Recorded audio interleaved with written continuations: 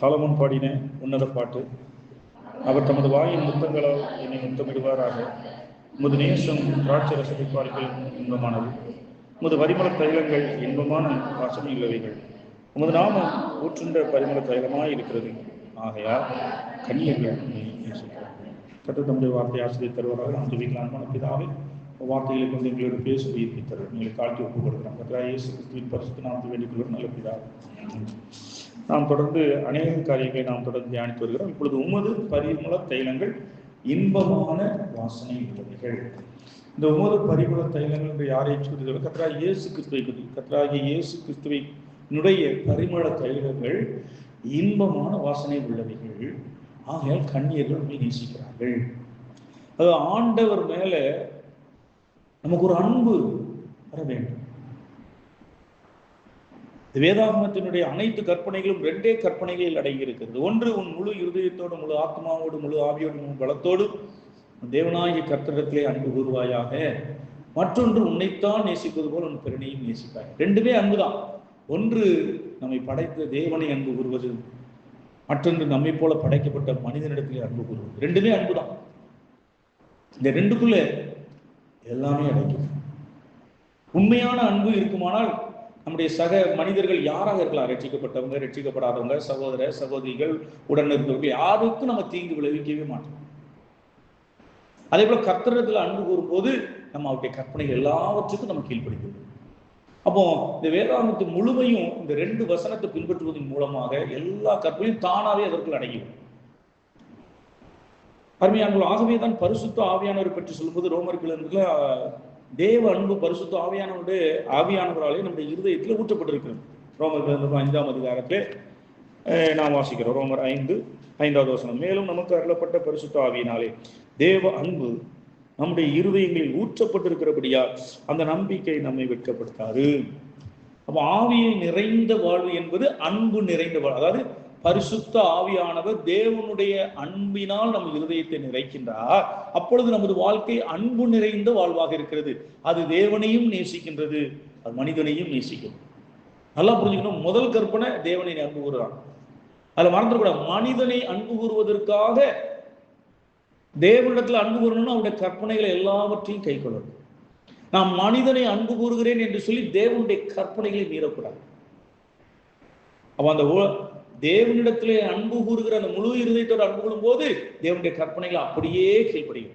அந்த வசனங்களுக்கு உட்பட்டு நாம் மனிதர்களிடத்திலே அவர்கள் ரட்சிக்கப்பட்டவர்களா இருக்கலாம், ரட்சிக்கப்படாதவர்களா இருக்கலாம், நம்முடைய உறவினர்களா இருக்கலாம், ரத்த சொந்தங்களா இருக்கலாம், ரத்த சொந்தங்கள் இல்லாமல் இருக்கலாம், யாராவது இருக்கலாம், எல்லாம் நம்முடைய தொடர்போடு இருக்கக்கூடிய அனைவரிடத்திலும் அந்த அன்பை நாம் காட்டுகின்றோம். இப்ப தேவனுடைய அன்பு என்பது பரிசுத்தமானது என்பதை நாம் மறந்துவிடக்கூடாது. அதுல பாவம் கிடையவே கிடையாது. இந்த உலகத்து அன்பிலே பாவம் இருக்கிறது, அசுத்தம் இருக்கிறது, ஒரு சுயநலம் இருக்கிறது. இந்த உலகத்துல மனிதன் அன்பு கூறுவது, தன்னலம் இல்லாமல் அன்பு கூறுவது மிகவும் மிகவும் அரிது. பெரும்பாலும் ஒரு எதிர்பார்ப்போடு, ஒரு லாப நோக்கோடு, ஒரு ஆதாய நோக்கோடு தான் அன்பு கூறப்படுது. இரண்டாவது, இரத்த பந்தங்கள். இரத்த பந்தத்துல, அதாவது உண்மையான இரத்த பந்தம் என்பது ஒரு தாய்க்கும் ஒரு சேய்க்கும் மட்டும்தான். மற்றவங்க அனைவருக்கும் போதிக்கப்பட்ட அன்பு. காலகாலமாக நம்முடைய கூட பிறந்தவங்களை நம்ம நேசிக்கணும், நம்ம உற்றார் உறவினர்களை நேசிக்கணும்னு அந்த சூழல் மூலமாக நம்முடைய மனதில் திரும்ப திரும்ப பேசப்பட்டு அதை நாம் அதை நம்ம ஒரு முக்கியமானதாக கருதுவோம். உண்மையிலே இரத்த சம்பந்தமான ஒரு அன்பு என்பது ஒரு தாய் அந்த குழந்தையை பெற்றெடுக்கிறார். அதனால இயல்பாக அவர்கள் இருவருக்கு இடையில் மட்டும்தான் அந்த இரத்த சம்பந்தமான அன்பு உருவாகுது. அதனாலதான் தேவன் சொல்லும் பொழுதே தந்தையை பற்றி அன்பு சொல்லாமல் தாயை பற்றி அன்பு சொல்லுகிறார். தாயையும் மேலாக அன்பை நமக்கு செலுத்தி இருக்கிறார். தாய் என்பும் மாம்சத்தில் உள்ளதா, அது குறைவுள்ளது. அப்போ மற்றதெல்லாம் போதிக்கப்பட்டு வருவது. அந்த போதிக்கப்பட்டு வர்றது என்னதான் இருந்தாலும் அடிப்படையில அதுல ஒரு சுய லாபம் இருக்கிறது, சுய நோக்கம் இருக்கிறது, ஒரு சுய பாதுகாப்பு இருக்கிறது. இந்த ஒரு நம்ம இந்த என்ன சுய ஆதாயம்னா, நம்ம உறவினர்கள் நேசிக்கும் போது நமக்கு ஆபத்து என்றால் அவர்கள் நமக்காக வருவார்கள். நமக்கு உதவி தேவைப்படுகின்ற மிக முக்கியமான சம்பவங்கள், திருமணம், வீடு கட்டுதல், ஒரு துக்கம், இப்படிப்பட்ட சமயங்கள்ல ஒரு மனிதர்களாக நம்ம நிறைய விஷயங்களை செய்ய முடியாது. அநேகர் நமக்கு உதவி செய்ய வேண்டியது. அப்போ நமக்கு நிறைய பேர் வரணும். அப்ப என்ன செய்யறாங்க? உறவுக்காரங்க தான் வரணும். அப்போ உறவுக்காரங்க நம்ம நேசிக்கணும். இப்படிப்பட்ட ஒரு நடைமுறையை நம்ம உருவாக்கி அந்த அன்பு அப்படி உருவாகிறது. ஆனால் தேவன் மேல் உள்ள அன்பு என்பது தேவன் நமக்கு பாராட்டின நன்மைகள், அவர் நமக்காக செய்தவர்களிலிருந்து அந்த அன்பு உருவாகிறது. தேவ அன்பு என்பது எப்பொழுதுமே லாப நோக்கோடு, சுயநல நோக்கோடு கூறப்படுவது அல்ல. இந்த இடத்துல உமது பரிமள தைலங்கள் என்று நாம் வாசிக்கிறோம். அந்த உமது பரிமள தைலங்கள் கர்த்தராகிய இயேசு கிறிஸ்துவினுடைய பரிமள தைலங்கள் இன்பமான வாசனையை கொடுக்கிறது. ஆகவே கன்னியர்கள் அவரை நேசிக்கிறார்கள், அவரிடத்தில் அன்பு கூறுகிறார்கள். அப்ப இந்த உமது பரிமள தைலங்கள், அதாவது கர்த்தராகிய இயேசு கிறிஸ்துவினுடைய பரிமள தைலங்கள் என்றால் என்ன? இதை நம்ம பார்க்கணும். முதலாவதாக நாம் இங்கு பார்க்கிறோம், இந்த வசனத்திலே உமது நாமம் ஊற்றுண்ட பரிமள தைலமாய் இருக்கிறது. அப்போ பரிமள தைலங்கள் என்று சொல்லும்போது பன்மை, அநேக காரியங்கள் ஆண்டவராகிய இயேசு கிறிஸ்துவினுடைய பரிமள தைலங்களாக இருக்கிறது. அதில் ஒன்று அவருடைய நாமம். நாமத்துல என்ன இருக்குது? நாமத்துல நிறைய விஷயம் அடங்கி இருக்கு. கர்த்தருடைய நாமம் பலத்த துருகம்.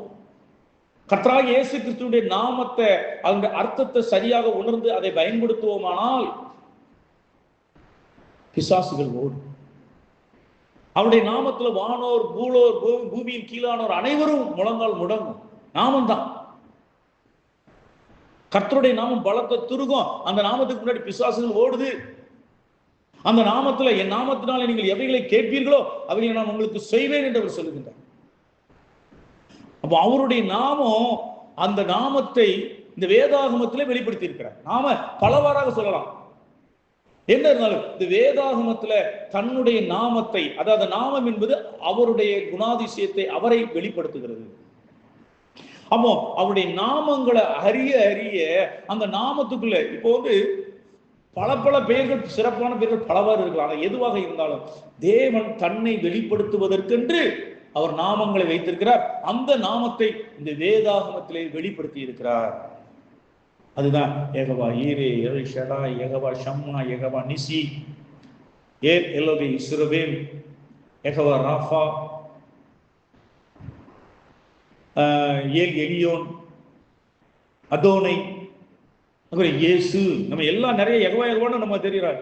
இயேசு என்பது அவருடைய நாமம். அந்த இயேசு என்ற நமக்கு பேரு ஜனங்களின் பாவங்களை நீக்கி ரட்சிப்பார், இம்மானுவேல் அவருடைய நாமம். ஒவ்வொரு நாமத்திலும் அவர் தன்னுடைய ஒரு தெய்வீக தன்மையை வெளிப்படுத்தி இருக்கின்றார். அந்த நாமத்திலே வல்லமை உண்டு, அந்த நாமத்திலே ஜீவன் உண்டு. அந்த நாமம் நமக்கு நன்மை செய்யும். அந்த நாமம் அவரை பற்றி நம்மை புரிந்து கொள்ள வைக்கும். அந்த நாமத்திற்கு ஊடாக இருக்கக்கூடிய அர்த்தங்களை நாம் புரிந்து கொள்கின்ற பொழுது, யெகோவா ஈரே என்றால் கர்த்தருடைய பருவத்தில் பார்த்துக் கொள்ளப்படும். யெகோவா எல்லாத்தையும் பார்த்துக் கொள்வார். எபனேசர் என்றால் உதவி செய்வார்.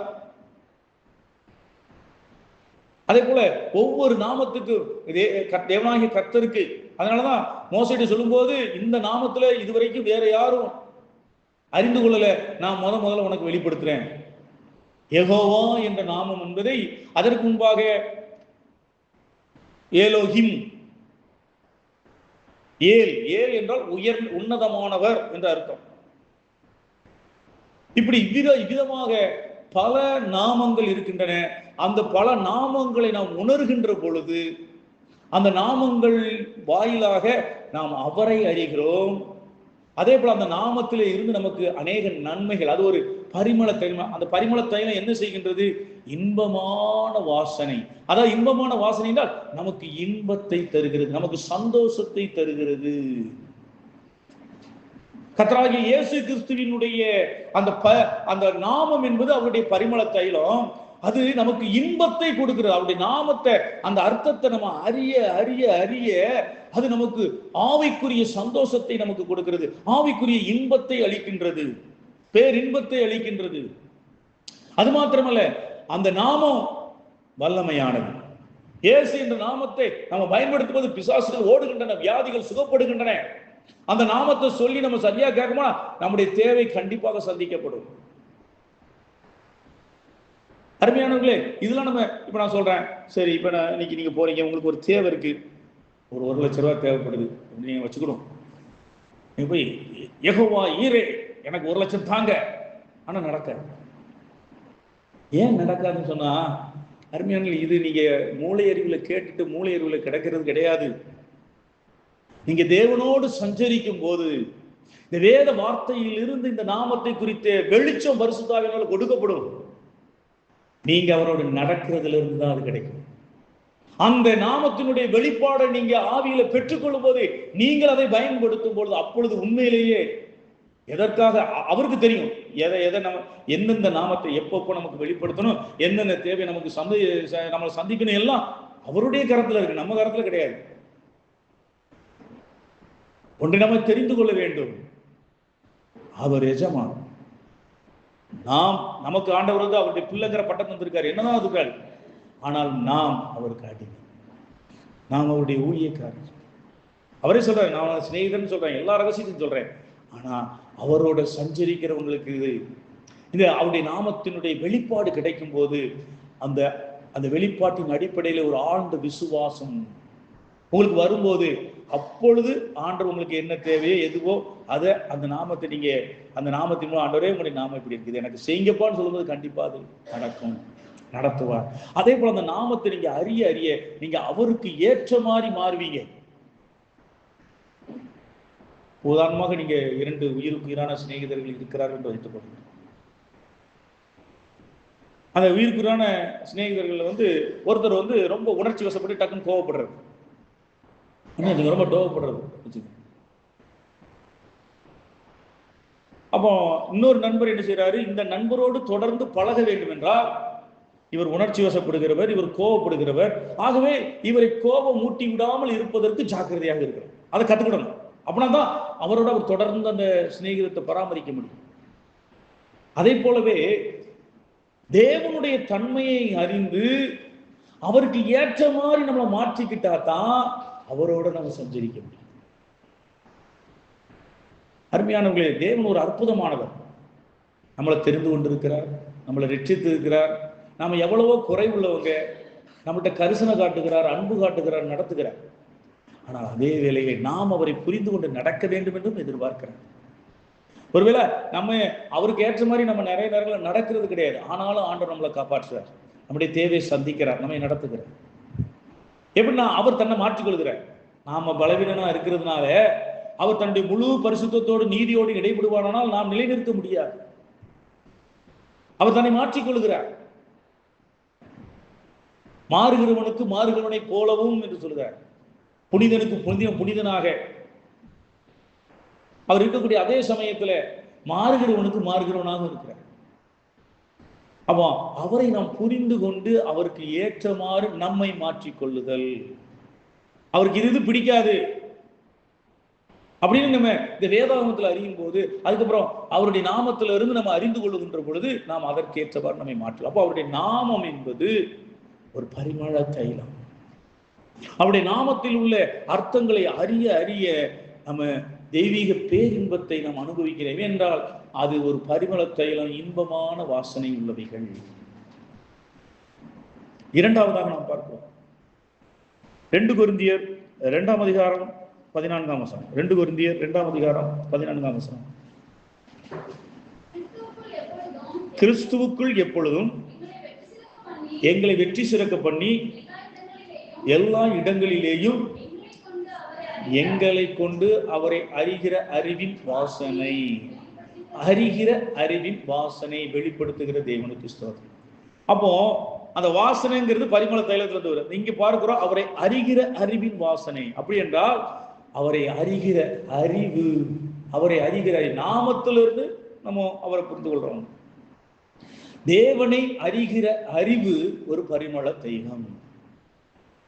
அவருடைய நாமத்துல மாத்திரம் இல்ல, இந்த வேதாகமத்துல இந்த தேவனை பற்றிய அநேக வெளிப்பாடுகள், தேவனை பற்றிய ஒரு முழு, அதாவது நமக்கு தேவையான ஒரு முழுமையான வெளிப்பாடு இந்த வேதாகமத்துல. இந்த வேதாகமம் நம்முடைய தேவன் எல்லையற்ற பரம்பொருள், ஒப்புயர்வு இல்லாத உன்னதமான தேவன், எல்லாவற்றிலும் அளவற்றவர், எல்லையற்றவர், நிகர் இல்லாதவர். இந்த தேவனை இந்த சின்ன வேதாகமத்துக்குள்ள அடக்கி வைக்க முடியாதுதான். ஆனால் ஒன்று என்னவென்றால் அவருடைய சாரம் இங்கே இருக்கிறது. அவருடைய முழுமையான சாரம் இந்த வேதாகமத்திலே இருக்கிறது.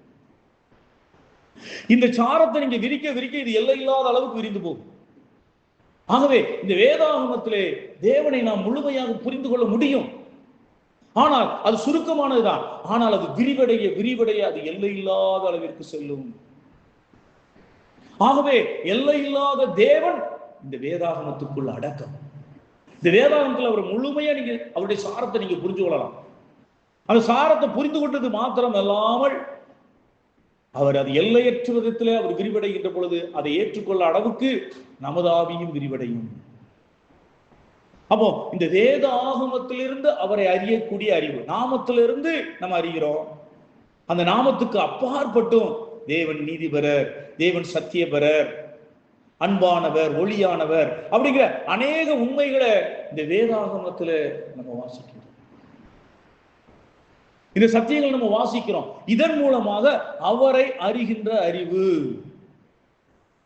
இந்த அறிவை குறித்து ஏராளமான விஷயங்களை நாம் அறிந்து கொள்ள வேண்டும். நீங்க இந்த வேதாகமத்தை படிச்ச உடனே எல்லா அறிவும் உங்களுக்கு வந்துடலாம், மூளை அறிவுல வரலாம். ஆனா அந்த மூளை அறிவினால உங்களுக்கு எந்த பிரயோஜனமும் கிடையாது. இந்த வேத தேவனை பற்றி அறிகிற அறிவிற்கு ஒரு வழிமுறை இருக்கிறது. என்னவென்றால் தேவ ஆவியானவர் ரெவலேஷன் என்று சொல்லக்கூடிய வெளிப்படுத்தல், இது அப்போஸ்தலர்களுக்கும் தீர்க்கதரிசிகளுக்கும் கொடுக்கப்பட்டது. பழைய ஏற்பாட்டில் சொல்லி புதிய ஏற்பாட்டிலும் சரி, அப்போஸ்தலர்கள் தீர்க்கதரிசிகளுக்கு ரெவலேஷன், இதுவரை அறியாத ஒரு காரியத்தை தேவன் அவர்களுக்கு வெளிப்படுத்தினார். அந்த வெளிப்படுத்துதல் இல்லாமல் நாம் அவரை புரிந்து கொள்ள முடியாது. ஆகவேதான் கர்த்தராகிய இயேசு கிறிஸ்து என்ன சொல்கிறார் என்று சொன்னால், குமாரன் யாருக்கு தன்னை வெளிப்படுத்த சுத்தமாய் இருக்கிறாரோ அவரை என்று வேறொருவனும் பிதாவனை அறியான். வெளிப்படுத்தல், ரெவலேஷன் என்பது முக்கியம். இந்த ரெவலேஷன் பரிசுத்த ஆவியானவர், அந்த ஆவியானவர் பற்றி நீங்கள் என்ன நினைக்கிறீர்கள்? அவர்கள் தேவனுடைய சகல ஆழங்களையும் அறிந்த பரிசுத்த ஆவியானவர், தேவ ஆவியானவர். 1 கொரிந்தியர்ல 2 கொரிந்தியர் வரும் நினைக்கிறேன், 2 கொரிந்தியர் நினைக்கிறேன். தேவனுடைய சகல ஆழங்களையும் அறிந்திருக்கிற தேவன் ஆவியானவர் அந்த ரகசியங்களை நமது ஆவிக்கு அபிஷேகத்தினாலே, அதைத்தான் 1 யோவான்ல அவருடைய அபிஷேகம் சகலத்தை குறித்து போதிக்கிறது.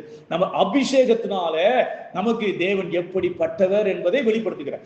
நீதிபரர், பரிசுத்தர் எல்லாரும் சொல்லலாம். ஆனா நம்ம ஆவியில அதை வெளிச்சமா பெற்றுக்கொள்றது.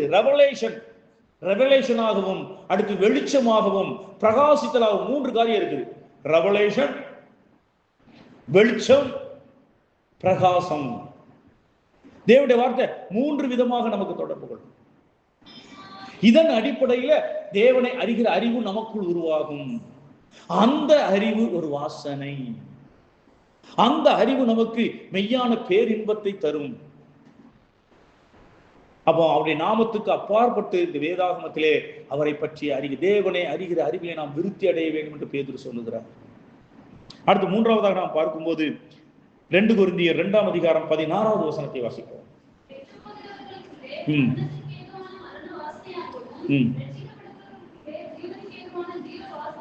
ஜீவ வாசனை, ஜீவ வாசனை, ஜீவன், அது ஒரு பயிர்முளை தயிர். தேவனுடைய ஜீவன். இந்த ஜீவன் எங்கே இருக்கிறது? தேவனுக்குள்ள இருக்கிறது. கொலோசியர்ல பார்க்கிறோம் 3ஆம் அதிகாரம் 1-2 வசனங்களிலே. தேவனுக்குள்ளே உள்ள ஜீவன் இயேசு கிறிஸ்துவுக்குள் வந்தது. இயேசு கிறிஸ்துவுக்குள்ள உள்ள ஜீவன் இப்பொழுது நமக்குள் வந்திருக்கிறது. ஜீவனுடைய வாசனை, ஜீவன் கடத்தப்படுதல். ஏதோ ஒரு அதாவது என்னன்னா ஒரு விஷயத்தை கடத்துதல் கிடையாது. இயேசு நல்லவர், இயேசு பரிசுத்தர், இயேசு மரித்தார், இது ஒரு செய்தி, ஒரு தகவல். இந்த தகவல் பரிமாற்றம் அல்ல, ஒரு ஜீவன் பரிமாற்றம். என் வார்த்தையில இயேசு கிறிஸ்து ஜீவனா இருக்கக்கூடிய இயேசு கிறிஸ்து அந்த வார்த்தையின் மூலமாக எங்கிலிருந்து உங்களுக்குள்ளே வர வேண்டும். ஒரு ஜீவன், அந்த ஜீவன் வருகின்ற பொழுது அந்த ஜீவன், அதனால பாருங்க, தேவனுக்குள் ஜீவன் இருந்தது, அது இயேசு கிறிஸ்துவுக்குள் வந்த போது மரணத்தின் மீது வெற்றி அடையக்கூடிய ஜீவனாக இருந்தது. இந்த ஜீவனை பரிசுத்த ஆவியானவர் கொண்டு வருகின்றார். எப்படி வருகிறார்? அவருடைய வார்த்தையின் மூலமாக எனக்குள்ளே கொண்டு வருகின்றார். நீ நல்லா புரியணும். தேவன், இயேசு கிறிஸ்து, பரிசுத்த ஆவியானவர், தேவனுடைய வார்த்தை. அதுக்கப்புறம் தேவனுடைய வார்த்தை எனக்கு. இந்த தேவனுடைய வார்த்தை இந்த வேதாகமத்தை வாசிக்கும் போது வருது. இந்த தேவனுடைய வார்த்தையை பேசக்கூடிய நபர்கள் மூலமாக வருகிறது. அருமையானவர்களே, இந்த இடத்துல மிக மிக முக்கியமானது நபர்கள் மூலமாக வெளிப்படுகிற வார்த்தை. இந்த வேதாகமத்தை நேரடியாக பார்க்கும்போது பரிசுத்த ஆவி நேரடியாக நம்ம வெளிச்சம் கொடுக்கிறது. அதற்கு நம்மள ஒரு விதமா நம்மளை ஆயத்தப்படுத்தி கொண்டு வர வேண்டும். மோசையை ஆயத்தப்படுத்துற மாதிரி, தாவீதை ஆயத்தப்படுத்துற மாதிரி, பவுலை ஆயத்தப்படுத்துகிற மாதிரி நம்மளை ஆயத்தப்படும். கடுமையான ஓத்திரங்கள் மத்தியில ஆயத்தப்படுத்தி தான் அந்த ரெவலேஷன் நம்ம கொடுக்க முடியும். அது நேரடியான ரெவலேஷன்ஸ். ஆனா பொதுவாக ஆண்டவர் வச்சிருக்கிறது என்னன்னா, அவருடைய அந்த 7 சபையில் சொல்லுமா, அவருடைய கையில் உள்ள நட்சத்திரங்கள், தூதர்கள். நாம ஒவ்வொருத்தரும் இந்த தேவனுடைய வார்த்தையை அறிந்து அந்த வெளிச்சத்தை பெற்று நாம் ஜீவனோடு கடத்த வேண்டும். என்னுடைய பிரசங்கம், என்னுடைய வார்த்தை, நான் மற்றவர்களோடு பேசக்கூடிய அந்த வார்த்தை ஜீவன். இந்த ஜீவன் எனக்குள்ளே வருகின்ற பொழுது, தேவனுடைய வார்த்தையில அடங்கி இருக்கக்கூடிய ஜீவன் நான் நேரடியாக வாசிக்கின்ற பொழுதோ, அது ஒரு பிரசங்கத்தின் வழியாக நான் கேட்கின்ற பொழுதோ, இந்த ஜீவன் எனக்குள் வரும் பொழுது அது எனக்குள்ள ஒரு பெரிய மகிழ்ச்சியை, சந்தோஷத்தை, ஒரு பெரிய மாற்றத்தை, மறுரூபமாக்குதலை எனக்கு கொண்டு வருகிறது. ஆகவேதான் சரியான சத்தியம் பேசப்படுதா மிகவும் மிகவும் அவசியம். அந்த சரியான சத்தியம் பேசப்படும் போது உங்க வாழ்க்கை கண்டிப்பா மாறும். அந்த வாழ்க்கை மாற்றம் மிக மிக அவசியம்.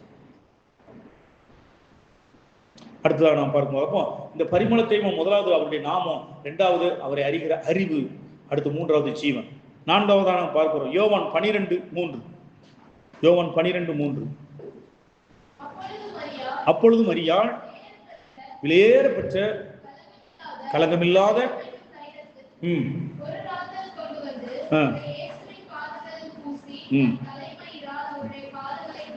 துடைத்தார். அந்த வீடு முழுவதும் பரிமளத்தின் தைலத்தால் நிறைந்தது. அது என்னவென்றால் ஆராதனை. ஆராதனை, தேவனை ஆராதிக்கும் ஆவிக்குரிய ஆராதனை ஒரு பரிமள தைலம். நீங்க கர்த்தரை ஆராதிக்க ஆராதிக்க ஆராதிக்க ஆராதிக்க ஒரு தெய்வீக மனம், ஒரு தெய்வீக ஒரு மன மகிழ்ச்சி உங்க ஆவிக்குள்ளாக உருவாகும். அவர் ஆராதிப்பது அது ஒரு பரிமள தைலம். நாம கர்த்தரை ஆராதிக்கிறது எப்படிப்பட்ட ஆராதனை? ஆவியினாலே ஆராதனை, ஆவியினாலே ஆராதனை. ஆராதிக்கும் போது அவருடைய நறுமணத்தை நம்ம சுவாசிக்க முடியும். நீங்க எவ்வளவாக கர்த்தரை ஆராதிக்கிறீர்களோ அவ்வளவாக அந்த நறுமணத்தை ருசிக்க முடியும். ஆராதனைங்கிறதுல அந்த நறுமணம் இருக்குது. அந்த நறுமணம் எப்படின்னா, தேவனுடைய உண்மையான நறுமணத்தை ஆராதிக்கும் போது நம்ம அனுபவிக்கணும். அந்த ஆராதனை என்ன? அவரை கனமனு, என்னை கனமனு, எந்த ஸ்தானத்திலும் நான் இடத்தில் வந்து உன்னை ஆசீர்வதிப்பேன். கர்த்தரை கனமனுகிறது, கர்த்தரை உயர்த்துகிறது, கர்த்தரை முதலிடமாக கொள்வது, முக்கியத்துவமாக கொள்வது. அப்படி ஐந்தாவதாக யோவான் 2:11 வாசிக்கிறார்.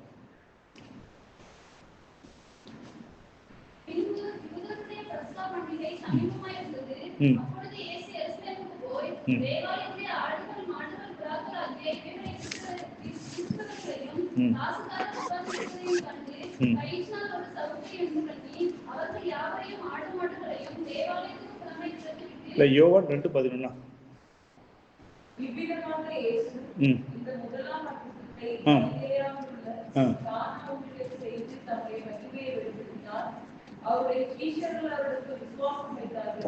அதாவது தேவனுடைய அற்புத கிரியைகள், தேவனுடைய கிரியைகள், அது அவருடைய பரிமளம். தேவன் ஒரு இடத்துல கிரியை செய்யும் போது அது மிகவும் அற்புதமானது. அது எந்த விதமான ஒரு அற்புதம் மட்டும் இல்லை, ஒரு வியாதி சுகப்படுத்துதல் மாத்திரம், ஒரு அற்புதமான கிரியை மாத்திரம் இல்லை. பாவிகளை ரட்சிப்பது, பாவிகள் மனம் திரும்புவது, எழுப்புவது, எல்லாம் சொல்லலாம். தேவன் கிரியை செய்கிற கிரியை அவருடைய பரிமளத்தை, அவருடைய கிரியைகளின் மூலமாக அவருடைய வாசனையை நாம் அறிகின்றோம். தேவனுடைய கிரியை இருக்குது. தேவனுடைய கிரியைக்காக நம்ம ஜெபிக்கணும். தேவனுடைய அனுதினமும் வேதனை உண்டாக்கும் வழி இன்னும் இடத்துல பார்த்து என்னை நித்திய வழியில நடத்தும். எனக்கு நமக்குள்ள ஆண்டு ஆளாளமா கிரியை செய்யணும். அவருடைய கிரியை தான் அந்த நறுமணத்தை நமக்குள்ள கொண்டு வந்துகிட்டே இருக்கும். அவர் கிரியை நமக்குள்ள இருக்க அந்த கிரியை சந்திக்க அவருடைய வாசனையை நாம் அதிகமாக அனுபவிக்கின்ற பொழுது பரலோகத்தின் பேரின்பம், மெய்யான பேரின்பம், நித்திய பேரின்பத்தை நாம் அனுபவிக்கிறார். கர்த்தர் விதமாக அவருடைய பரிமள தைலத்தின் மூலமாக அனுபவிக்க அவர் எவ்வளவு சிறந்தவர், எவ்வளவு உயர்ந்தவர் அப்படின்னு சொல்லும்போது நீங்க அவரை முழுமையா நேசிக்க ஆரம்பிப்பீங்க. அந்த நேசத்துக்குள்ள அன்புக்குள்ள வரும்போது மற்ற எல்லாம் யாரை விட ஆயத்தமாயிருக்கும்.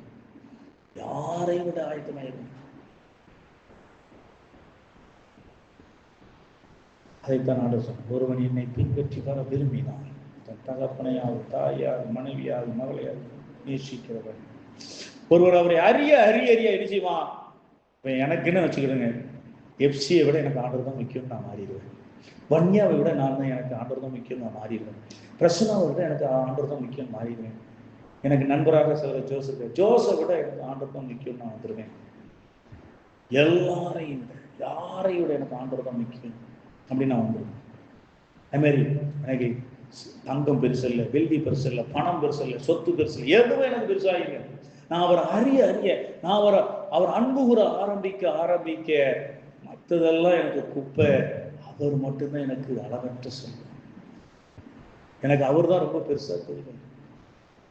நான் மாறுவேன், நான் அவரை நேசிப்பேன். அப்படிங்கும்போது இப்படி மாறக்கூடியவர்களை பார்த்து தான் நாடு சார் தன்னை விட்டு எடுபடாத நல்ல கொண்டிருக்கோம்.